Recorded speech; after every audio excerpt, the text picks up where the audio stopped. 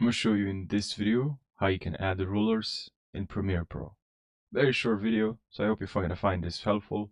So let's go to Adobe Premiere Pro, and now from here we're gonna have here this plus. Just click on that plus from there.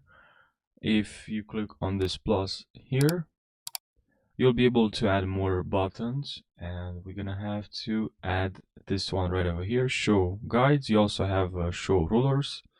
So I'm gonna click on show. I'm gonna just drag and drop, and then OK. And now here we have show rulers, and here now we can go right over here and right click, and we can select from percent to pixels, which is pretty nice, right?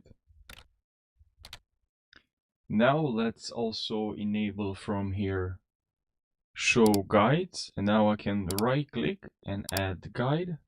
I can enter the position and select left or right, and here the color, I can also change the color. OK, and select the orientation, and then click on OK. And now here we can drag it up and down. So yeah, I hope you found this short video helpful, and thanks for watching.